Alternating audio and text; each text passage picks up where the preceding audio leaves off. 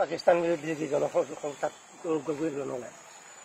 মই নাজানো কিয় নললে কিন্তু এটা কথা জানো যে গৌৰৱ গগৈ ডাঙৰীয়াই পাকিস্তানলৈ যোৱাটো হয় 15 দিন থাকাটো হয়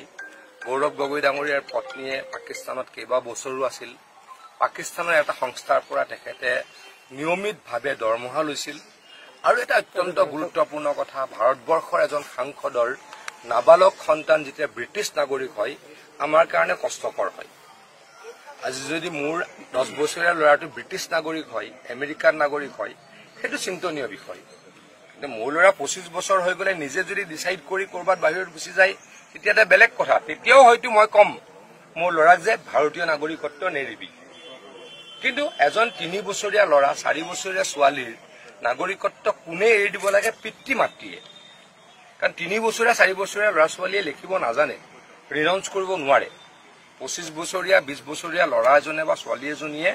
নাগৰিকত্ব নিজে ৰিনাউন্স কৰে ফৰ্মখনত নিজে ফিল আপ কৰে নিজে সহি কৰে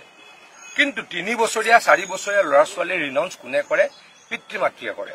গৌৰৱ গগৈ ডাঙৰীয়া সেইটো কৰিছে নাই বাৰে বাৰে সুধি আছো উত্তৰটো নিদিয়ে আমি প্ৰতীয়মান গৈছো যে গৌৰৱ গগৈ ডাঙৰীয়া ল'ৰা ছোৱালীক ইতিমধ্যে ব্ৰিটিছ বনালে